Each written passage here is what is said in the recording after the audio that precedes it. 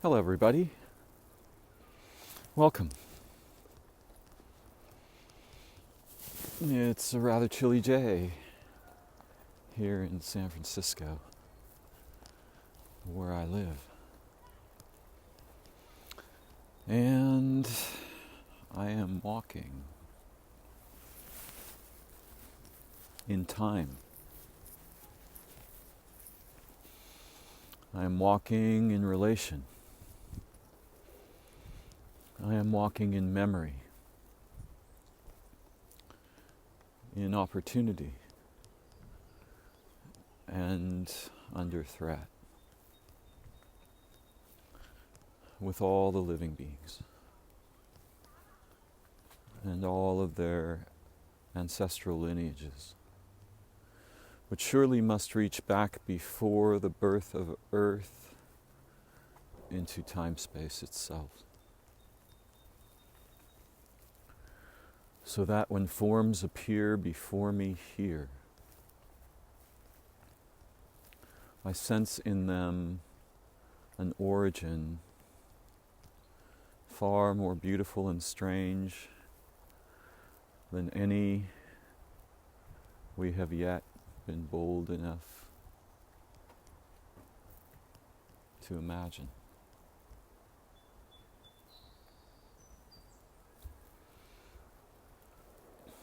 I'm at the moon pool, one of my favorite places, and one of the places that's been a source of silent teaching for me. The light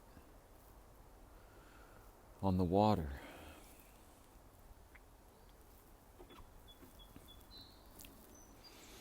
And if you look at the pool,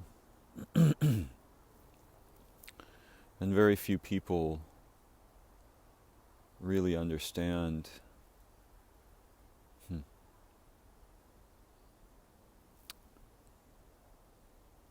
the essential intention held by whoever it was that envisioned this place,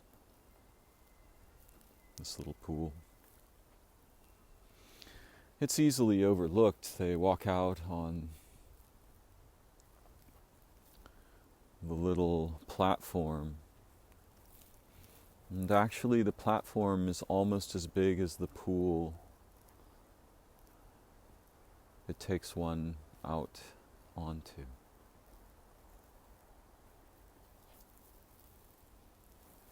But the pool itself is truly magical. And nearly everyone overlooks this, quite literally standing on the platform above the pool.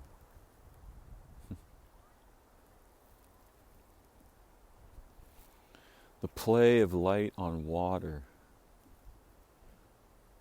is one of the most mysterious and fundamentally instructive phenomena that we can experience and participate in if we're of a mind to.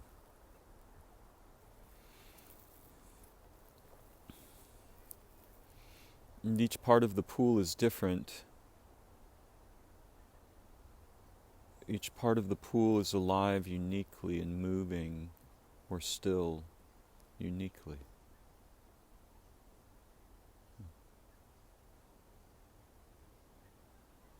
There's a special kind of silence here, a living silence.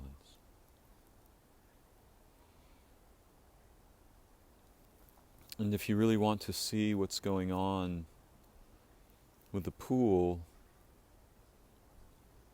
you have to bring eyes that have been enchanted,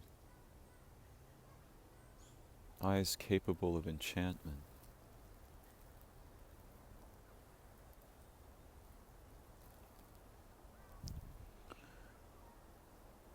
One of the magical things about the pool is just how changing one's perspective changes everything one sees.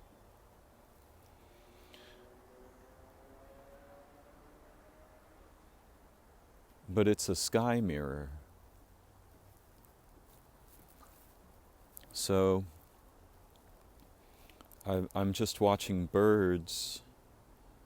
Looking down into the pool, I'm watching birds fly in the reflection.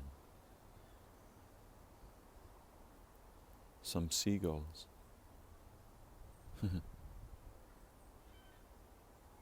And so I can see up by looking down. And that's an important thing. But the pool has layers. There's the layer we could think of as the reflection, in which I can see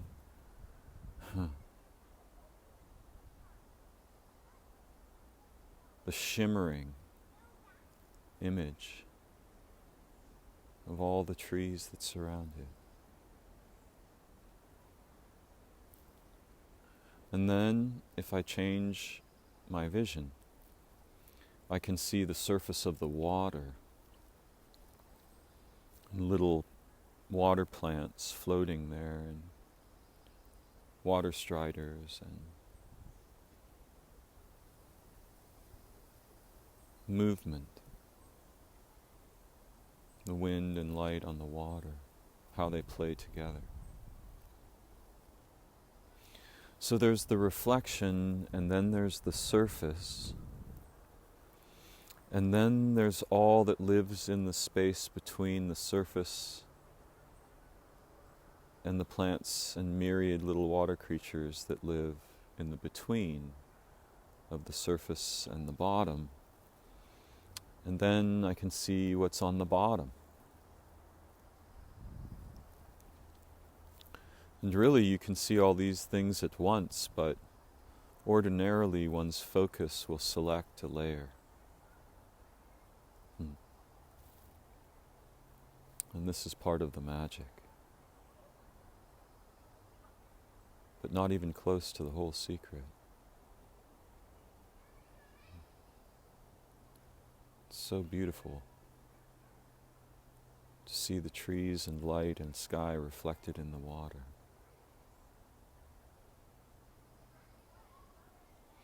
These layers remind me of our minds and our consciousness, our awareness, for it has something like these layers.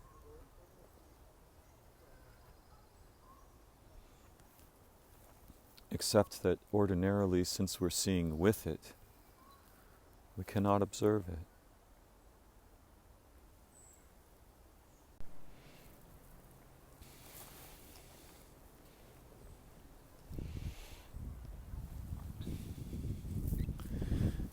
It takes time to learn to see.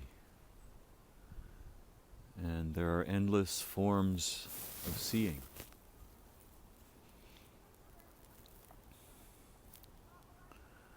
The wind is moving the trees above the water. They're swaying and dancing in the breeze.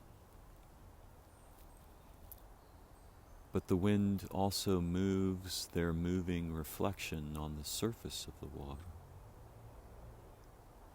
transforming it in liquid light. And endless ripples meet other ripples and form moires that sometimes flash with little prismatic rainbow light.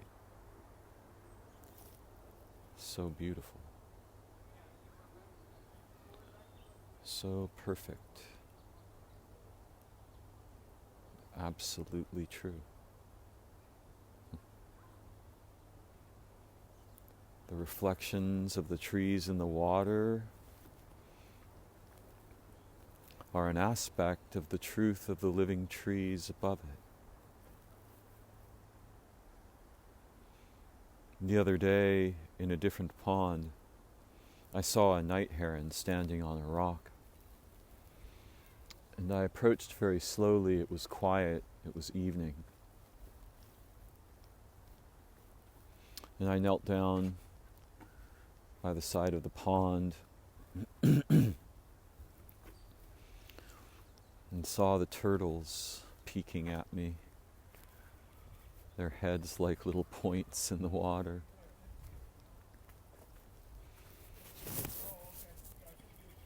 And when I looked at the night heron on its rock, it's a bird I've rarely seen. It's very beautiful. Yeah, that was some good Tai Chi. Was that you? Yes, Yeah, thank you. Good job, yeah. Thank you. It's a wonderful place. When I saw the bird on the rock, and this is something I'm deeply familiar with, so though it wasn't new to me, I always find it mystically charged.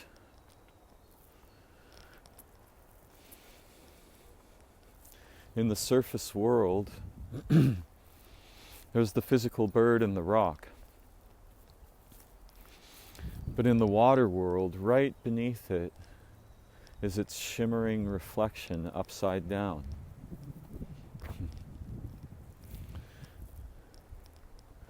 And this reminds me, well, it reminds me of everything at once.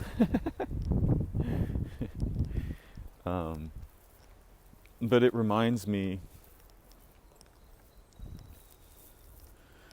of the relationship between our waking minds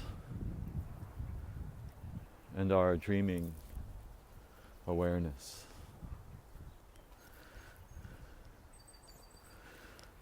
And of course, those who know me know I think we're quite confused about which has true primacy, because it seems to us that our waking lives are factually real, and our dreaming lives are like figments, not real. But I often think and feel, and sometimes even know, it's the other way around.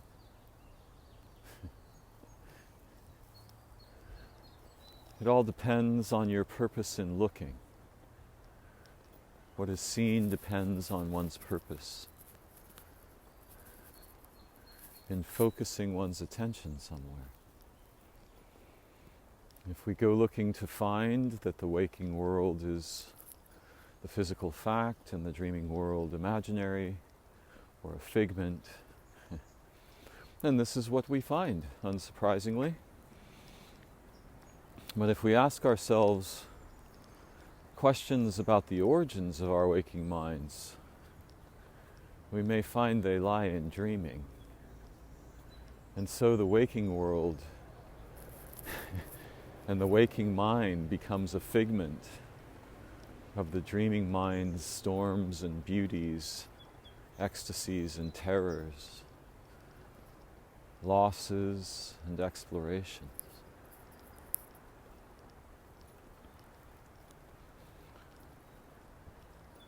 When I see reflections in the waters, I think of this often. Particularly the incredible reflection that I actually think of as a road our dreaming minds could easily travel, but our waking minds have no idea what to do with this road. When the sun is setting on the Western Ocean, and there's a path of light shining on the water, like the wedding ring of heaven and earth.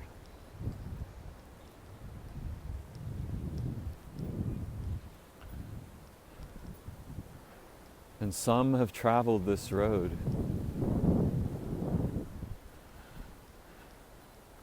It leads to the impossible. And most of the impossible is most of what is true.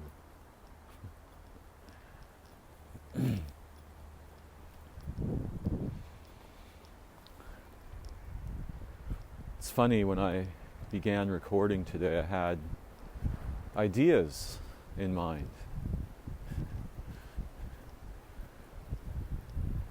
Ideas about what to talk about.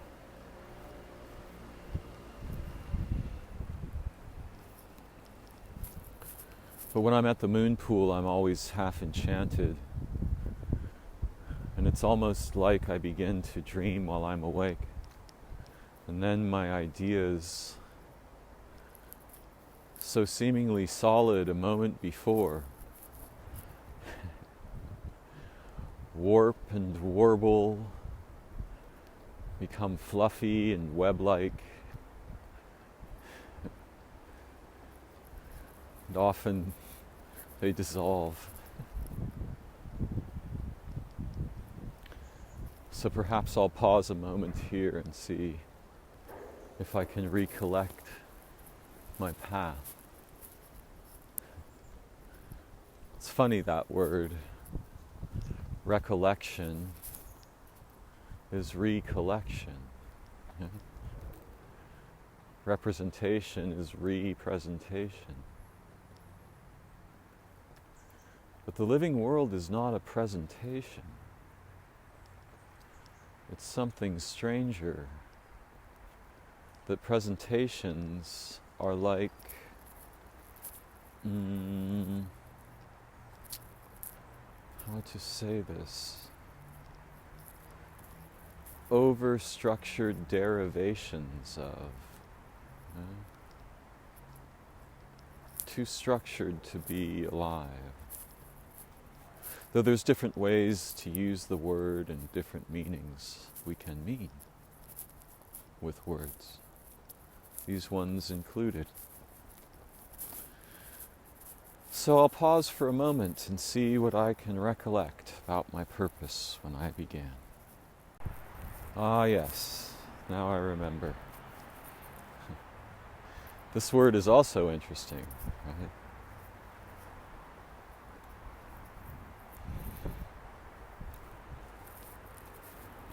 It is said by some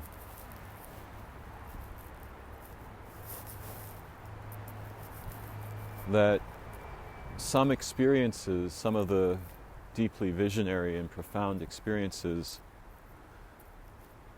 that may be associated with someone acquiring the traveling, seeing way that we sometimes refer to as shamanism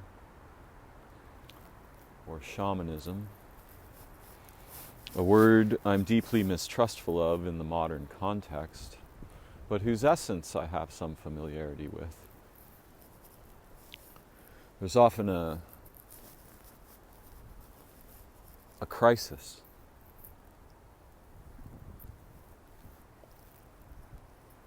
in the beginning of the path where the one undergoing it, in whom their entire people is alive, maybe all beings are alive, undergoes some kind of, what is the word? Dismemberment. They are chopped into bits, cut apart, cut into parts. And then, after more suffering and trial, they are sewn back together.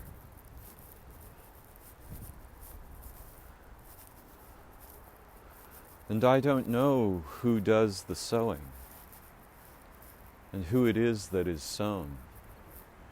But this word remembering, to be remembered, reminds me of this process of having one's disparate pieces rejoined.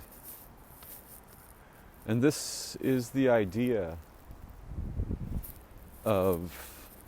that underlies religion, rejoining. That word religion is like to join the ligaments back together.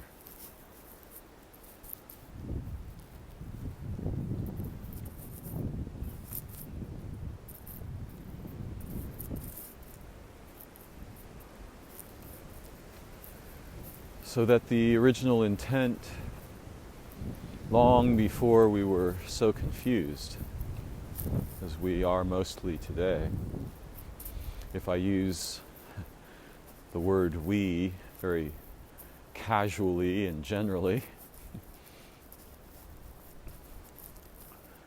but the original idea was a kind of remembering, rejoining. Having been cut apart from communion and unity into seemingly, and this is the important word, seemingly separate existence.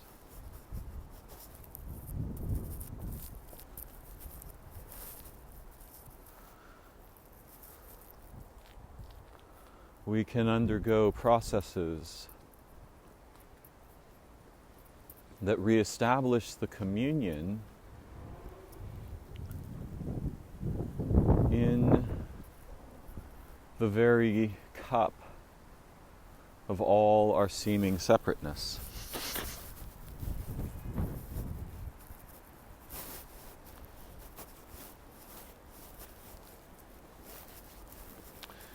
And what a beautiful idea. And what a comforting idea in its way.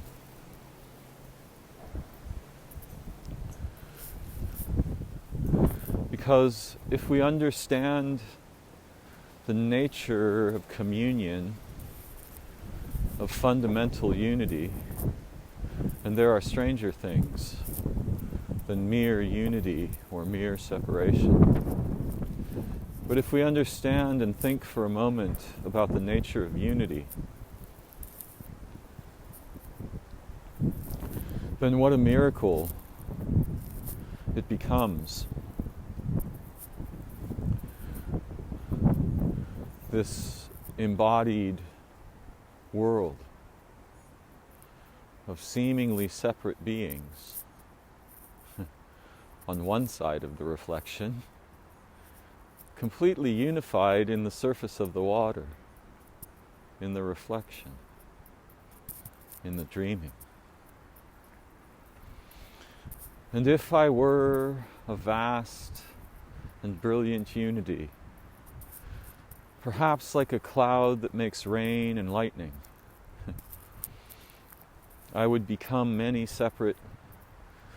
seemingly separate little droplets of apparently distinguished unities, wholes.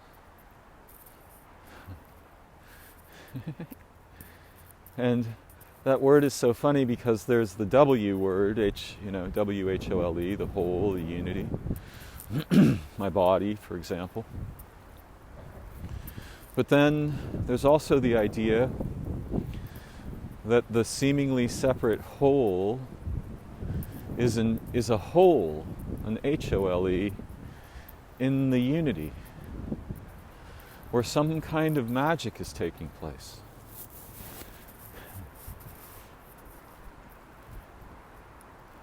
But if I were a grand and brilliant unity, I might distinguish myself into trillions of forms and beings and stars and worlds and time-space and all the mysterious secret things we have no words for. Because in that dimension of seeming distinction, the fundamental unity would take on new forms. And there would be new possibilities for learning and purpose, purposive existence. That in the brilliant unity, cannot be found, cannot exist.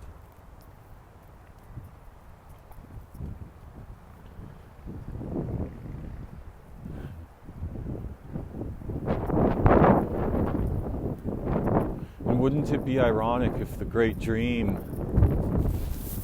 of all that stands between us, all that distinguishes us one from another, is a new and more beautiful form of union, reunion, recollection, remembering.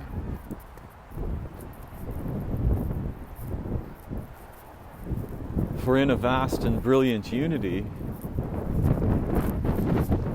a unity with no outside,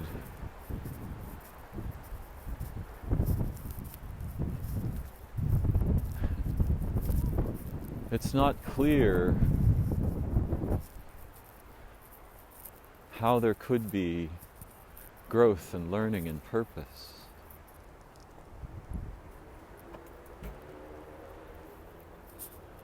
But in our world of seemingly separated beings and times and places and moments, circumstances and situations,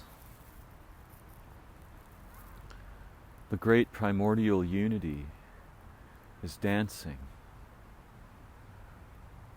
in its own dreaming.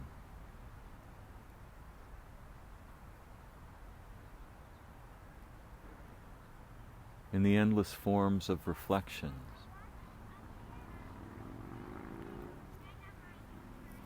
That the physical world can be understood, not to represent,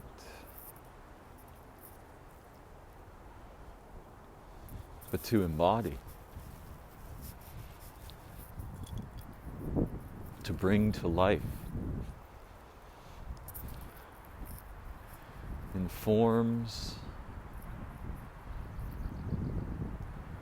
that seem subject to time, at least superficially. Forms that arise, come to life, adventure, suffer, learn, explore, triumph.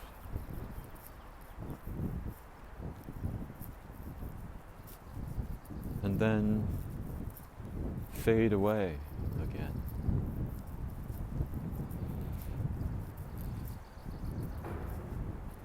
Each with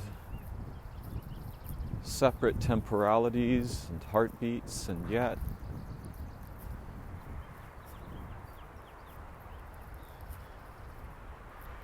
like musicians in a symphony,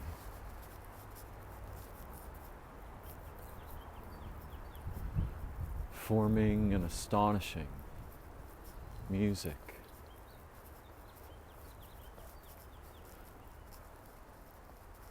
That is not the music of sound, but the music of beings.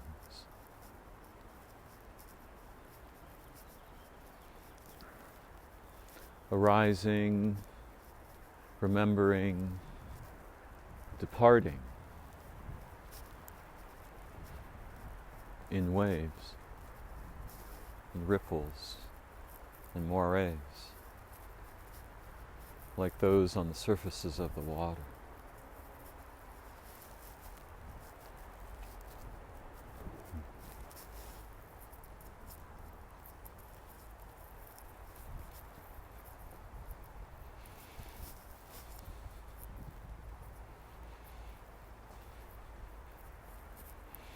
When I began today, my recording,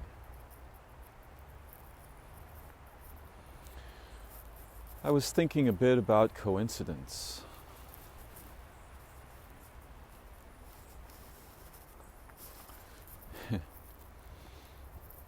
And all the peculiar and fascinating aspects of this idea.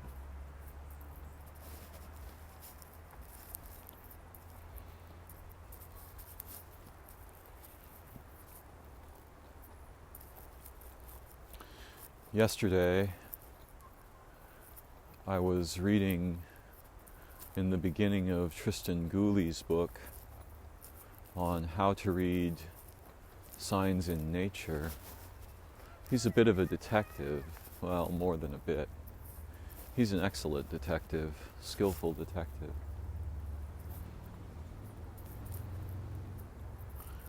And he's good at the kind of semi-Holmesian inductions that were mistakenly called deduction, apparently.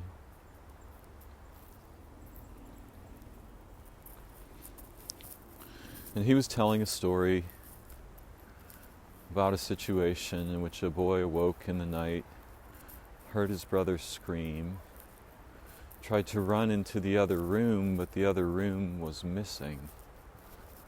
It had been sucked into a vast sinkhole in the ground. And his brother perished and was never found.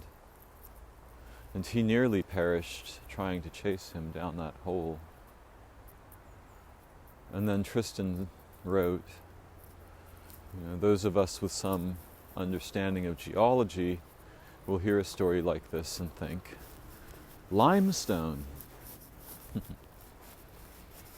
For limestone can create this situation over time. And I was reading and I thought, well, other things can create it too.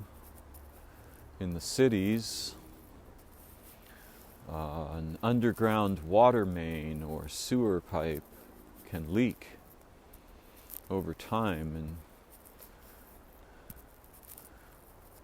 slowly suck away the structure above it, creating a sinkhole. But I thought to myself, well, this doesn't happen here. And while I was reading, I was preparing for a walk up my street into the steep, paved hills above my house where many mansions are. And these are houses worth millions of dollars, and it's strangely silent up there. It's kind of funny, if I make a left turn out my door, up the hills I go into the strangely silent place of mansions and wealthy people.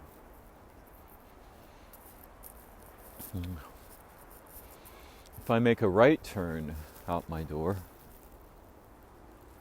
then soon I'm among shops and restaurants and throngs of people.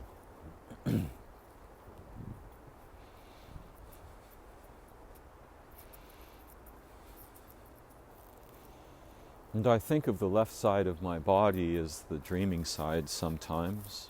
It's not the only way to think. And the right side is the waking side, which surely seems to dominate.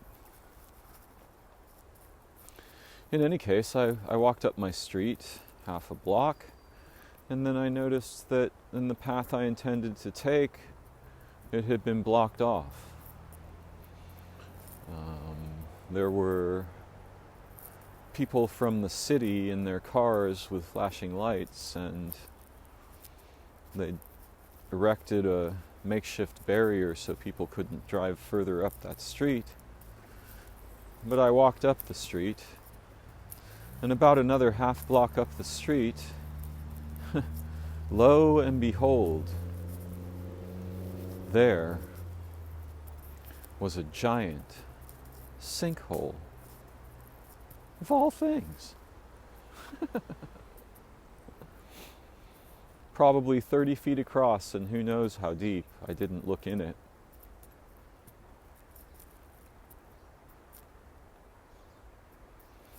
What a strange coincidence.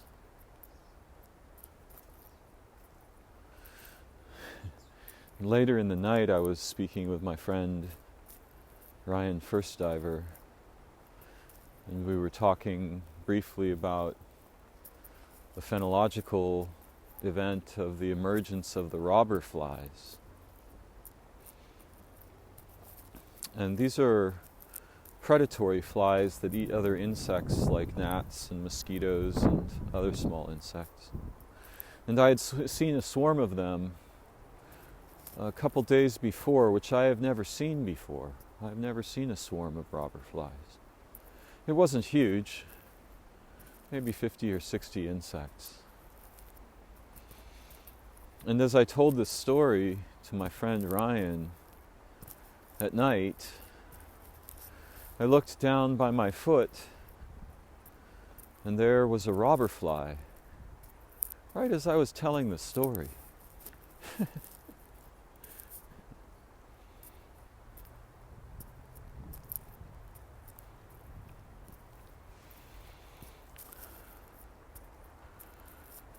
There are all different kinds of coincidence. And I suppose that in my own thinking, which isn't always trustworthy, I divide them into various categories. Now, I have experienced meaningful coincidences, and what we might call telephone telepathy, where I know just before someone who I'm in some way deeply involved with, and it can even be through work, I just get the sense, this person is going to call me now, and then they call.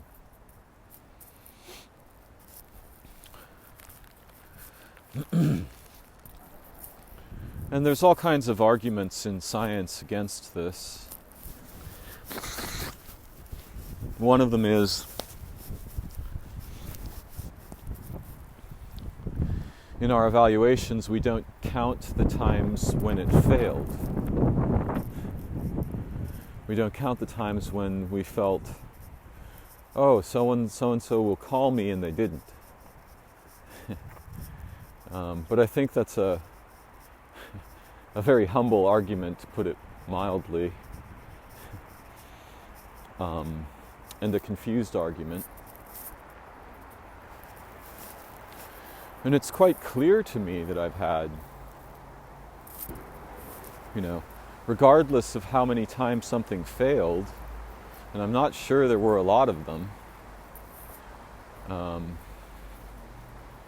it's very clear that I've had experiences like this. I recall one in particular where I was sitting in meditation in my room, facing away from my computer, and as I was meditating, a particular person kept coming to mind, and I would relax back into the meditative state, and then, thoughts of this person and images of this person would appear. And I had not heard from them in quite some time. And when I was finished meditating, I turned around, and that person had messaged me while I was meditating.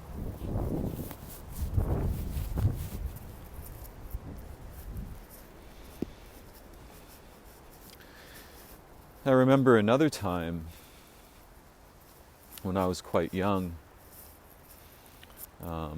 and I had come back to my father's home after being a runaway, and my best friend, Rich Verone, is a musician, a brilliant musician. We hadn't spoken in some months, and back then there was no electronic world, no computers, no internet. And I was in my room, my father was in the doorway, and I heard the phone ring, and I said, "It's Rich." And my dad went to answer the phone, and he said, "Darren, come here. You were right, it's Rich."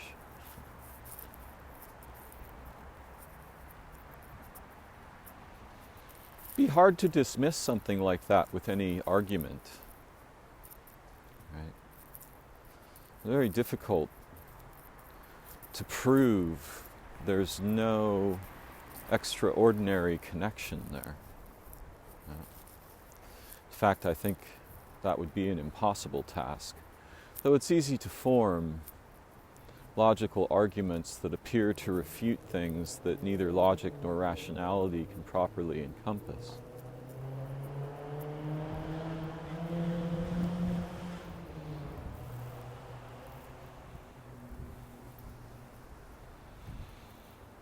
And these are different experiences than what I mean by coincidence. As you can see, these are more like experiences of remembering, of being reunified in the world of seeming separations.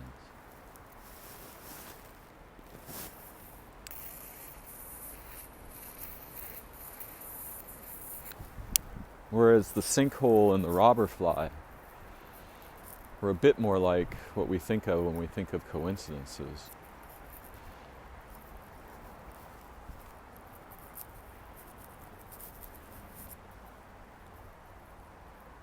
And since Jung wrote his book, we have this word we use sometimes, some of us, synchronicity.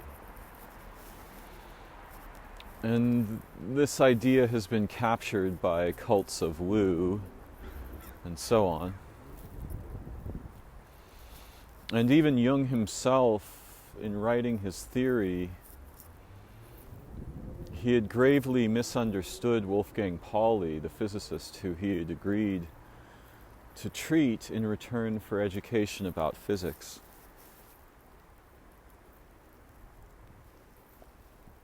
And I think there's something about Pauli's exclusion principle involved here, but I'm not educated enough to remark on that. But Pauli was quite upset with him and tried to get him to see that he had misunderstood what Pauli tried to teach him. Yet, there's more to the story than the surface and its arguments, by far.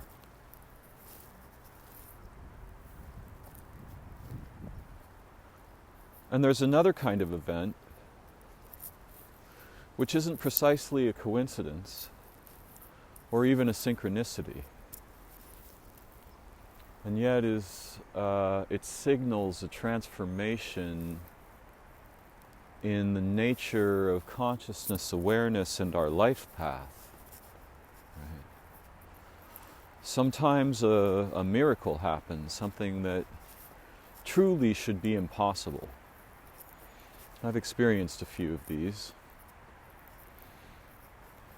A simple one was that presaged a huge transformation in my consciousness and life.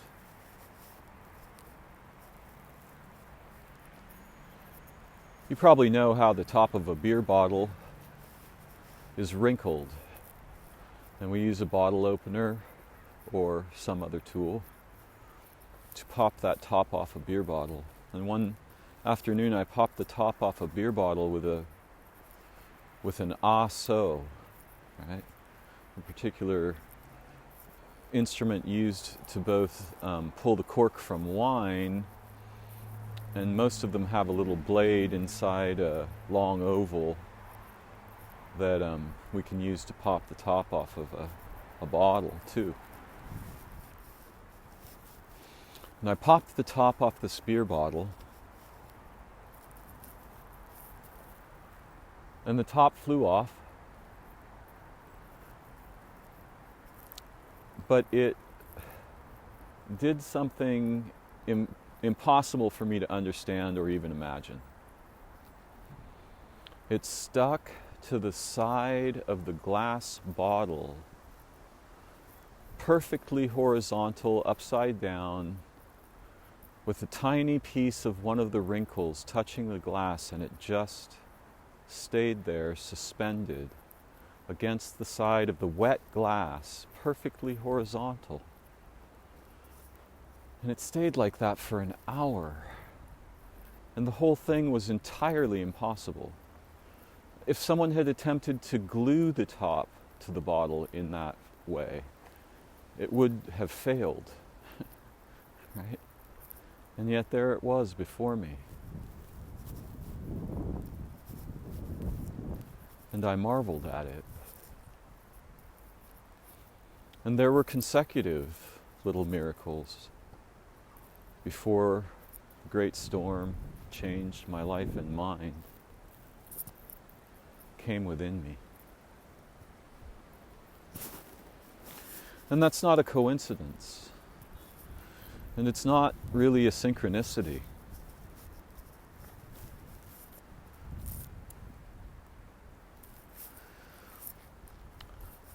Now, I have some other words I've coined to talk about how in consciousness we can become very confused about associations between events we notice.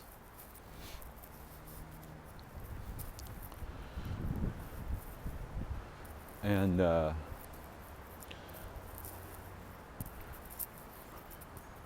there's a propensity for this, I think it's called apophenia, where in consciousness we feel somehow the universe is speaking to us through some phenomenon we notice, that our attention is drawn to. And there are dangers here, because there's a difference, or there are many differences in different kinds of phenomenal experience and awareness. And the form of our mind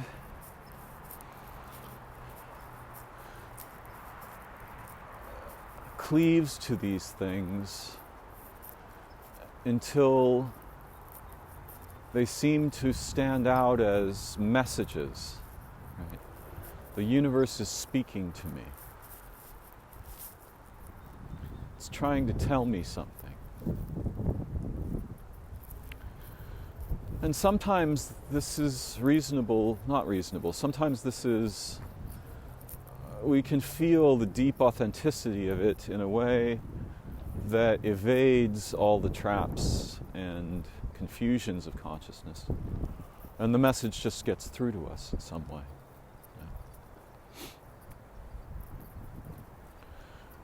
And these experiences I think of as authentic. And some are overlooked.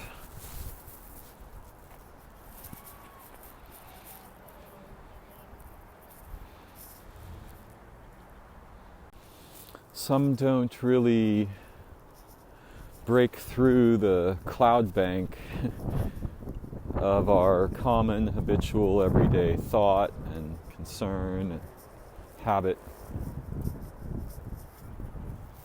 But sometimes they do. Sometimes there is a message.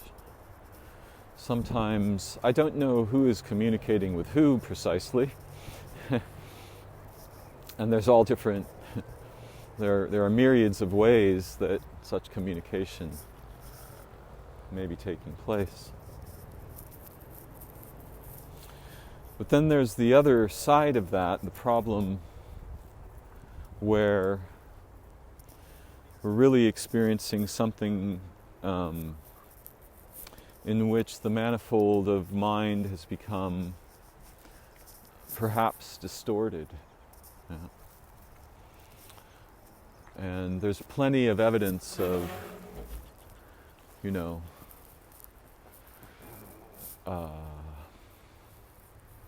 what we might think of as ersatz synchronicity. I'll speak more about that in a moment, but as I'm making this recording,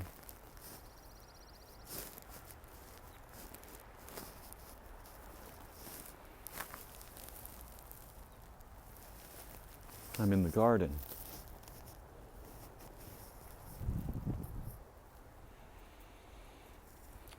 And It's a blustery gray day here. And I often observe, for I have a relationship with various birds and animals here. And one of the pairs of animals that I've observed for a long, long time, they've taught me all kinds of things. But today, I saw the male take what is referred to as a forest strawberry.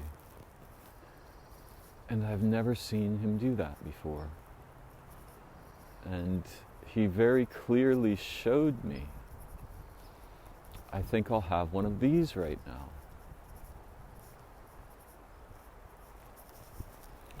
And then, a few moments later, I saw, in a different place in the garden, the female was eating the same berry at the same time.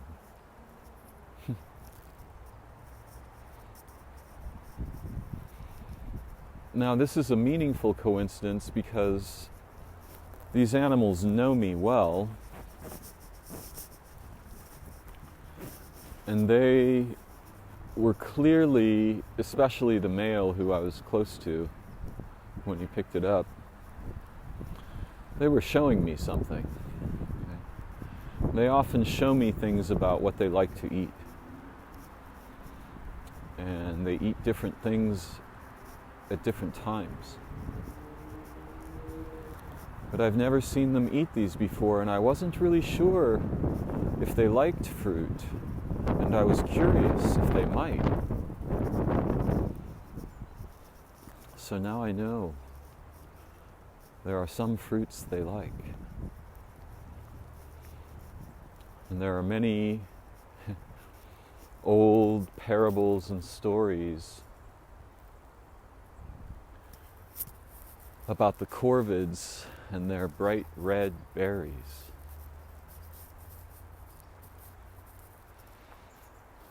And one day long ago, in the storm I spoke of earlier, a group of ravens showed me a game they liked to play together with a bright red berry.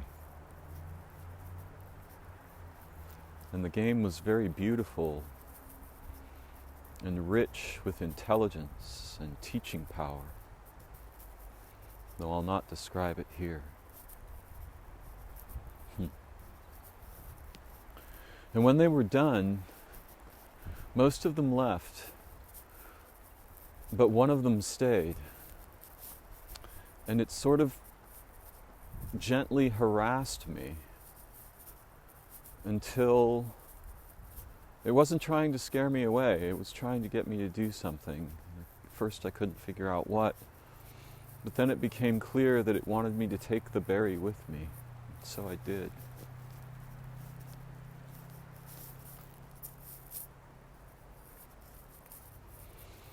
Now, in our modern consciousness and in the confused labyrinths of our waking thought, we can easily become kind of hypnotized by the possibility of coincidences.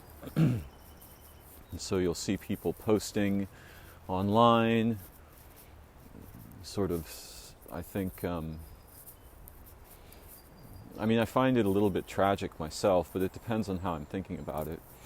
You'll see them post, 111, as though they're saying something deeply profound about the universe, or, 333. I think this is mostly very confused. And I've coined some terms about this kind of confusion. Two in particular. One of them is synchromysticism, which is a term that for me has a variety of negative connotations. And perhaps an even more extreme example is what I'd call synchrophenia. It's like a form of schizophrenia in which seeming connections between disparate events, ideas, parts of language, words, times, become mixed up in a swarming miasma of coincidence, seeming coincidence, implied coincidence, possible coincidence. And I've known people's minds who are nearly ruined, if not completely destroyed, by the constant intrusion into consciousness of this problem.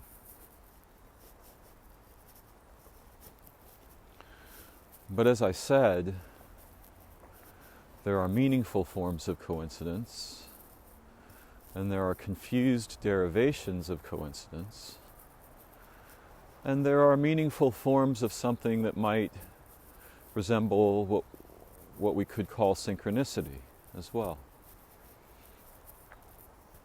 But there are also shadows in consciousness of something similar that has more to do with the peculiar deformation of the manifold of mind than it does with any meaningful message we might encounter in the world or in phenomena.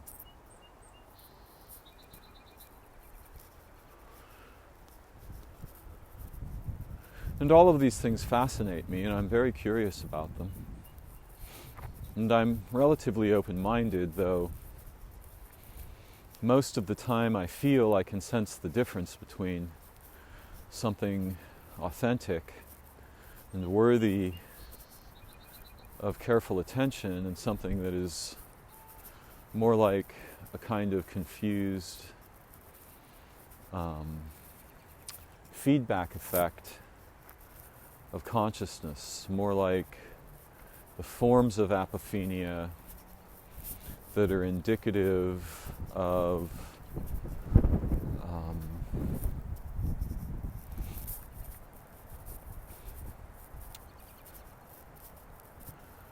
a specific flavor of frame collapse in awareness.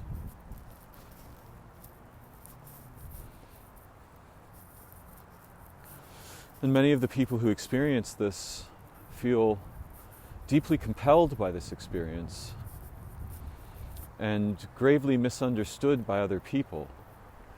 They feel they can see an invisible world that no one else will admit and everyone wants to dismiss. And surely there are occasions where there's something to that. And in fact, because we each live in the world in a kind of very special local array of bubbles in time and thought, relation and history, memory, cognition, language, knowledge, habit.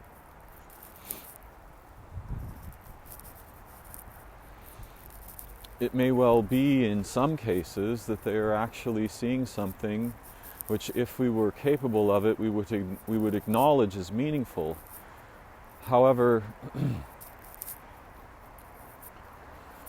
they suffer from a similar problem that we have in dealing with this, and working with this, which is they are so trapped in the apophenic fury of their consciousness that they can't see the intrusion of their own purposes and concerns. Right? And often in these coincidences they sense there is a kind of secret language in which a kernel of something very important is held or presented. But ordinarily they cannot see this kernel because it lies very deep in the storm of their mind. And it's often something simple, and it can have to do with a mode of psychological projection where things that are important and near at hand near to the person's heart and life and psychology are overlooked continuously over many years perhaps, and then they are expressed in relatively extreme apophenic urgencies. Yeah. And so sometimes with such people or with such situations, there is something important to pay attention to. There is a message, but it's not a secret message from the mystical universe. It's a message from the person's psyche. It's as if they've been trying to say something important their whole lives and were never able to express it or to formulate it in consciousness, so it became like a kind of myth or fairy tale that imposed its structure on their awareness in such a way that their awareness constantly collapses into representations of the hidden, secret thing they've never been able to say.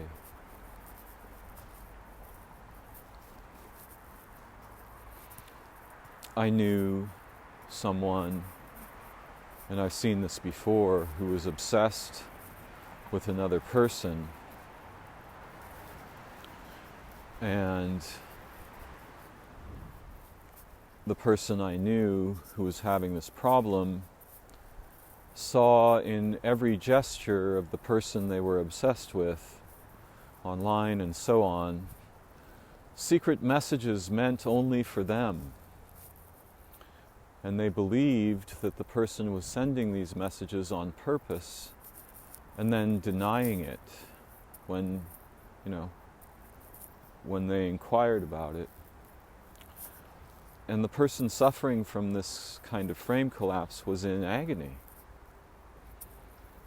and truly believed that what was happening to them was magical, and that everyone was sort of conspiring against this magic in denying it. When that person could not see that it was impossible what they believed. No one could be so skillful as to carry out such an agenda. And I knew the person they were obsessed with, and they had no such intention.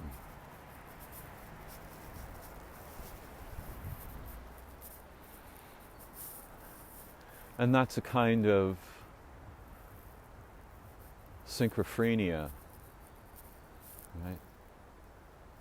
Where the whole form of consciousness has collapsed toward one bizarre, impossible conspiracy.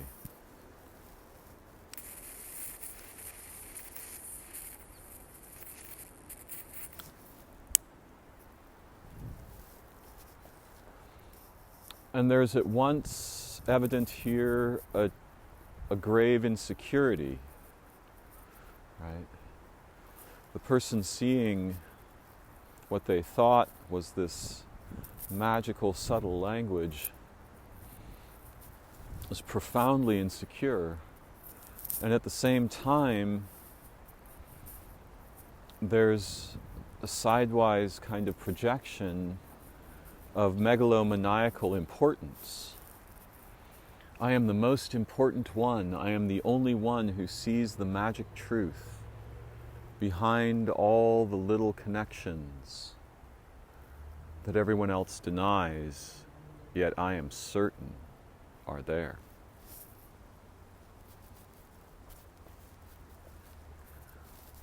And this makes of that person both a victim and an ersatz hero.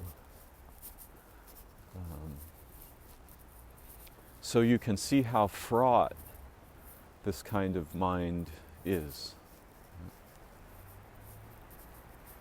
How divided against itself and the world and experience and interpretation our minds can become under some peculiar circumstances of birth or life path, history or habit, illness or well-being.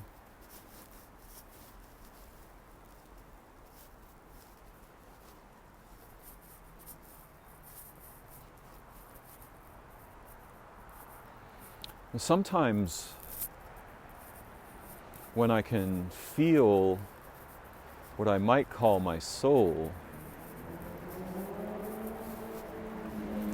when my awareness is subtle and intimate, there is a kind of a meaningful underlying language.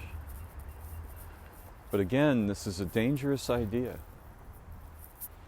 because its shadow can destroy one's mind and life entirely.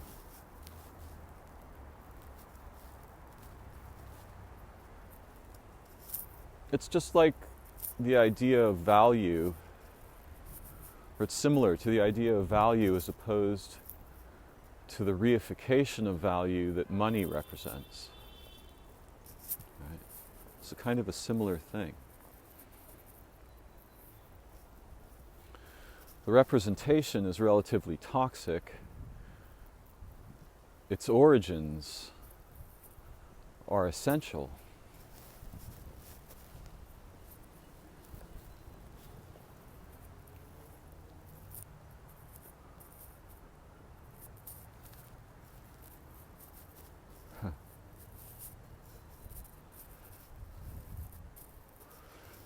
I don't understand all these things. There's no simple explanation. But it's clear to me at once, both things, that our minds can collapse into self-structuring deformations where everything becomes a message, but then all messages are lost in noise.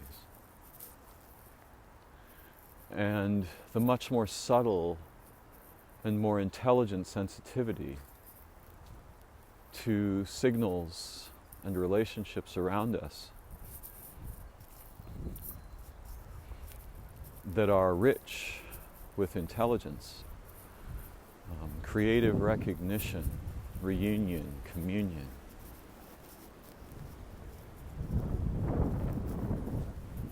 Discovery. Rich, deep awareness.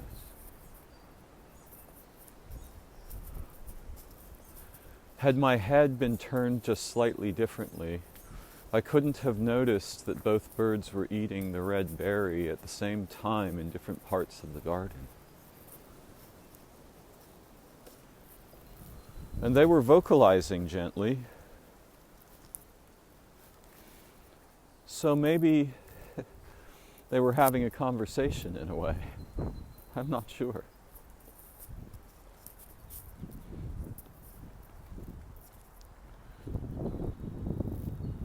Sometime very recently, in the past day or so, I was listening,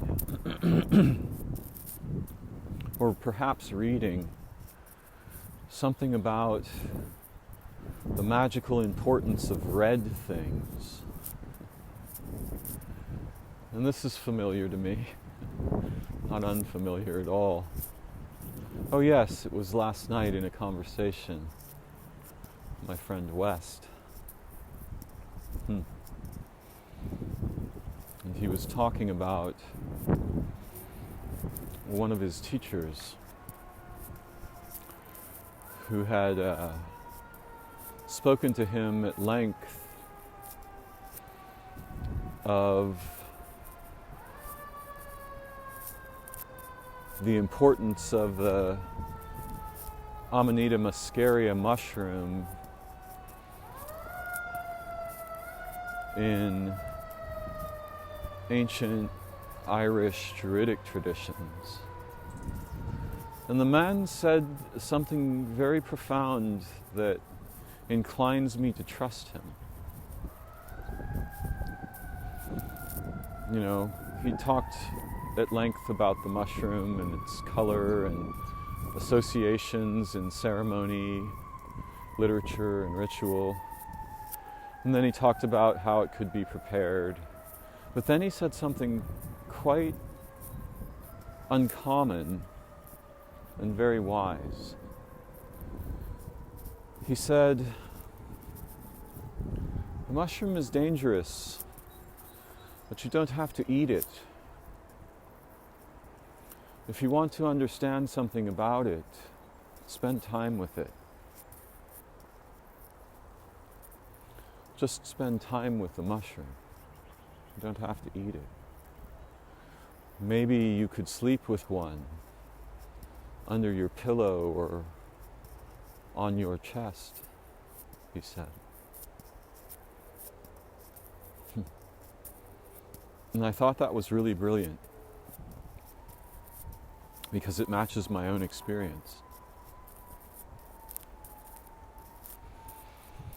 I once had a peyote cactus, but I didn't have it because I wanted to eat it. I had it because I wanted to have a relationship with it. And it was a beautiful relationship. Then one time I made a mistake and watered it a little bit in the winter, and it died.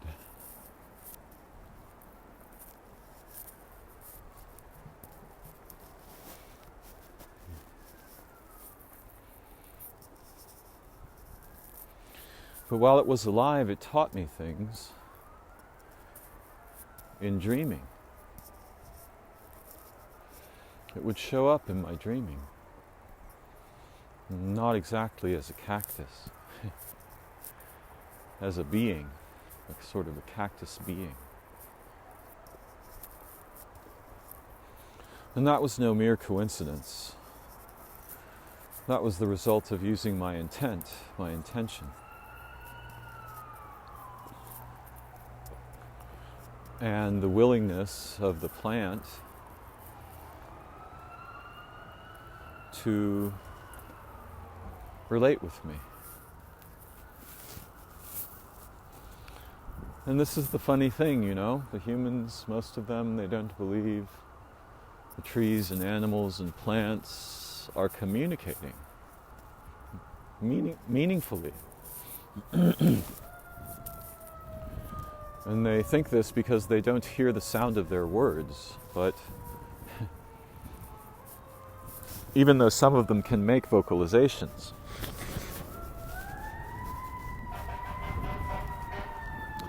I'm going to pause for the siren to pass.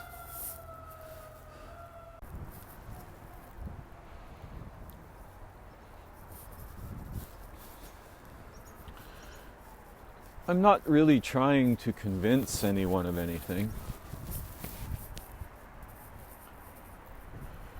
But wouldn't it be nice if we could remember how to participate in the living library of minds that our paradisical world is the embodiment of? Wouldn't that be wonderful?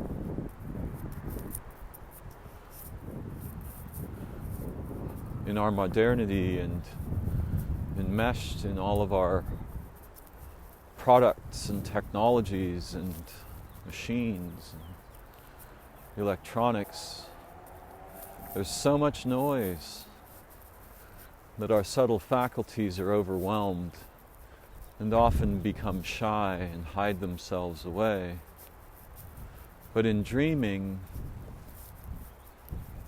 then the strange silence of sleep becomes a buffer, and many of our faculties that are otherwise inhibited or hide themselves while we're awake emerge to play in the field of our dreaming.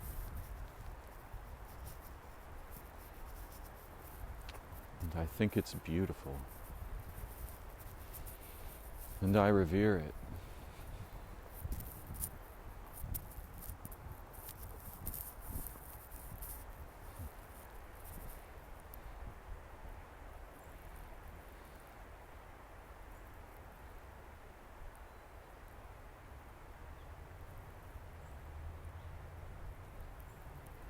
all the grasses and plants dancing in the breeze.